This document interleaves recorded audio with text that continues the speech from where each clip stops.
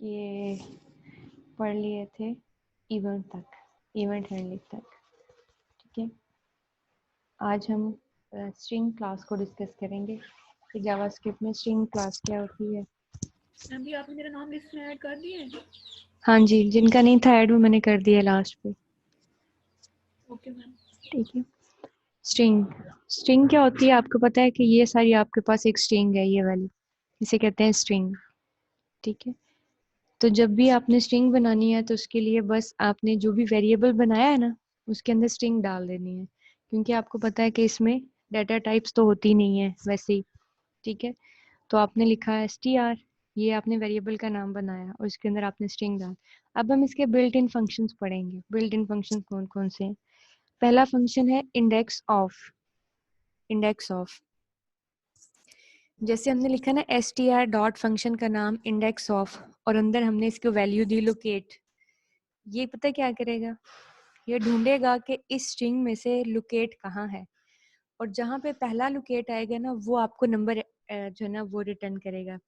जैसे ये P0 index पे है 1 2 3 4 5 6 7, स्पेस भी एक इंडेक्स पे होती है, तो यहाँ से 7 रिटर्न कर देगा कि लोकेट 7 पे है। लेकिन अब देखें तो इसमें 2 लोकेट हैं, लेकिन जो इंडेक्स ऑफ है ये बाय डिफॉल्ट जो पहला लोकेट होगा उसकी पोजीशन क्या करेगा, रिटर्न करेगा, मतलब उसका इंडेक्स रिटर्न करेगा। ठीक है, उसके बाद लास्ट इंडेक्स ऑफ क्या काम करता है, ये आपको जो लास्ट पोजीशन होगी ना वो रिटर्न करेगा। जैसे देखे ना इंडेक्स ऑफ यहाँ पे भी था और यहाँ पे भी, जो सबसे लास्ट वाला इंडेक्स होगा ना उसका ये इंडेक्स नंबर आपको रिटर्न करेगा। कौन सा फंक्शन? Last index of. इसी तरह से अगर आप इंडेक्स ऑफ के साथ जो आपने स्ट्रिंग सर्च करनी है और एक नंबर भी पास कर दें, नंबर 15, यहाँ पे देखें तो आपने जस्ट स्ट्रिंग पास की थी लोकेट, और अगर आपने यहाँ नंबर भी पास कर दिया तो उससे पता क्या होगा, ये स्ट्रिंग में से जो 15 है ना, पहले 15 0 1 2 3 15 के बाद सर्च करेगा कि लोकेट पहला किधर है, 15 के बाद पहला लोकेट सर्च होगा।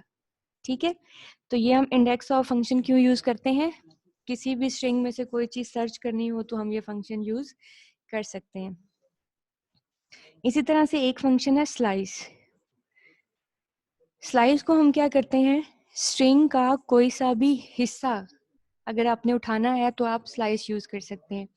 अगर मैं बताऊं ना यहाँ पे कि 3 इंडेक्स से लेके जो है ना 12 इंडेक्स तक जो है मुझे रिटर्न करो कि क्या है, तो ये स्ट्रिंग के ना 3, अब अगर ये स्ट्रिंग है तो 0 1 2 3 से 12 तक ये मुझे ना रिटर्न करेगा, यानी ये रिटर्न भी आपको क्या करता है, स्ट्रिंग का कोई सा भी हिस्सा।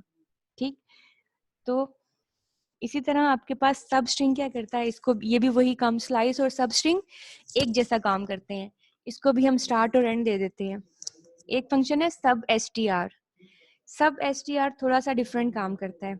ये क्या करता है, इसको हम बताते हैं स्टार्ट लोकेशन 7, और फिर हम इसको ये नहीं बताते कि 12 तक, हम इसको बताते हैं फॉर एग्जांपल हम 6 भी बता सकते हैं।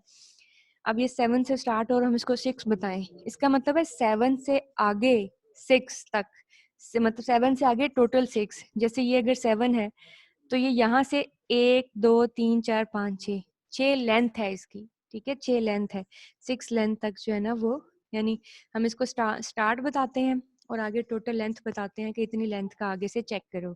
और इन दोनों में क्या है कि हम स्टार्ट बताते हैं और एंड बताते हैं कि एंड यहाँ पे होना चाहिए। जैसे इसका कोई कोड मेरे पास पड़ा होगा स्ट्रिंग का,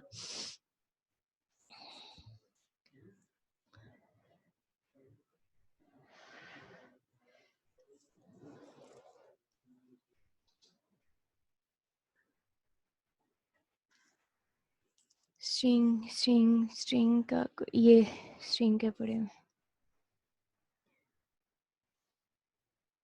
पहले इसके पीछे कोड देख लेते हैं कि वो क्या हुआ है।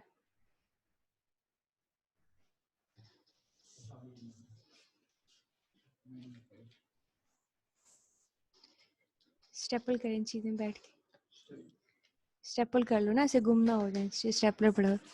अब इसमें देखें ये क्लास चल रही है ऑनलाइन, अब इसमें अब ये भी सीखेंगे कि किस तरह से किसी भी टेक्स्ट बॉक्स की वैल्यू जो है ना वो कैसे गेट होती है, पहले वो सीख लेते हैं इसमें। अब इसमें काम देखें कैसे हो रहा है। अब ये दो टेक्स्ट बॉक्सेस थे, ये एक ये टेक्स्ट बॉक्स है, एक ये और एक ये, तीन टेक्स्ट बॉक्सेस हैं और एक बटन लगा हुआ है। और अगर आप इसका कोड देखें तो इसमें भी ये फॉर्म के अंदर इधर स्टेपलेट था पड़ा हुआ, तीन टेक्स्ट बॉक्सेस हैं। ये देखें, ये एक टेक्स्ट बॉक्स है, ये दूसरा है, ये तीसरा है, और इन सबको आईडीज असाइन की हुई हैं, टेक्स्ट 1 टेक्स्ट 2 टेक्स्ट 3 आईडीज, ठीक है। और ये बटन लगाया हुआ है, input type equal to button. जब बटन के ऊपर क्लिक करें, अब बटन ऑन क्लिक के ऊपर एक फंक्शन कॉल हो रहा है रिजल्ट, ठीक है। बटन के ऑन क्लिक इवेंट पे एक फंक्शन कॉल हो रहा है रिजल्ट, फंक्शन कॉलिंग हो रही है। फिर नीचे स्क्रिप्ट के टैग के अंदर इस फंक्शन को क्या किया हुआ है, डिफाइन किया हुआ है, ठीक है। ये फंक्शन कॉल हो रहा है ना, और ये फंक्शन लिखा हुआ है यहाँ पे। फंक्शन कैसे लिखते हैं जावास्क्रिप्ट में, फंक्शन का कीवर्ड और फंक्शन का नाम। अब फंक्शन के अंदर हमने क्या किया है, सबसे पहले हमने इस टेक्स्ट बॉक्स का डाटा उठाया और इस टेक्स्ट बॉक्स का डाटा उठाना है। इन दोनों टेक्स्ट बॉक्सेस के अंदर क्या लिखा है यूजर ने, जैसे मैं एंटर करती हूँ ना यहाँ पे समरीन, और यहाँ पे मैं करती हूँ सर्च करो ई, तो मुझे क्या करता है फोर्थ पोजीशन पे, पहले देखें S0 1 2 3 फोर्थ पे है, तो ये मुझे इंडेक्स ऑफ रिटर्न कर रहा है, इंडेक्स ऑफ, ठीक है। तो एक मिनट वेट कीजिएगा जरा, मैं एडमिशन एक कर लूँ। अच्छा, तो ये अब तीन टेक्स्ट बॉक्सेस लगा लिए। अब जावास्क्रिप्ट में टेक्स्ट बॉक्स का डाटा कैसे उठाया जाता है, इसके लिए मैंने आपको लास्ट टाइम भी बताया था ना, document dot get element by ID. तो हम लिखेंगे document dot get element by ID, आगे आईडी दी हमने, यानी इस टेक्स्ट बॉक्स की आईडी दी। डॉट वैल्यू, वैल्यू का मतलब है ना, आपको पता है कि वैल्यू का मतलब होता है जो इसके अंदर हमने लिखी है चीज़, ठीक है। मतलब जिसके अंदर मैंने ये डाला है ना डाटा, उसे हम वैल्यू बोलते हैं, जैसे समरीन, तो ये उसकी क्या है वैल्यू। उठा के किस में रखवा दो, एक वेरिएबल एक्स के अंदर। अब समरीन चूंकि स्ट्रिंग था ना, तो ये वेरिएबल भी स्ट्रिंग बन जाएगा। फिर दूसरे टेक्स्ट बॉक्स, अब दूसरे टेक्स्ट बॉक्स में क्या था, सर्च क्या करना है, ठीक है। वो भी उठा के टेक्स्ट बॉक्स सर्च कर, वो भी उठा लो उसी तरह से इसकी इसकी आईडी से, document dot get element by ID text 2 dot value Y, इसमें समरीन, इसमें ई आ गया। फिर X dot index of Y, X ये है, एक्स के अंदर पूरी स्ट्रिंग पड़ी हुई है, इस स्ट्रिंग में से इंडेक्स ऑफ फंक्शन लगाया जो भी मैंने आपको स्लाइड से पढ़ाया, याद रखिएगा इसका ओ कैपिटल है, इसको एज इट इज लिखेंगे तो वर्क करेगा, अगर मैं स्मॉल लिखूंगी तो ये काम नहीं करेगा।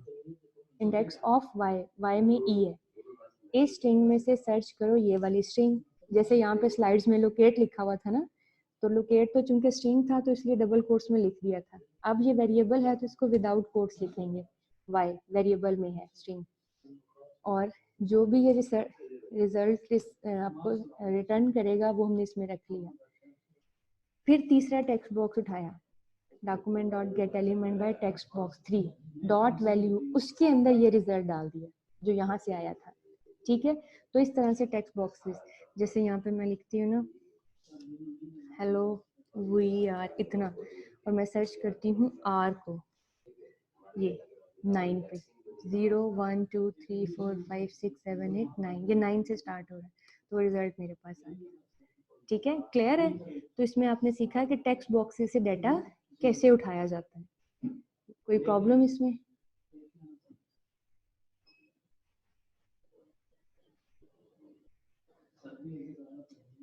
लेस देन 1 मिनट रह गया, हम दोबारा से ज्वाइन करते हैं आगे पढ़ने के लिए।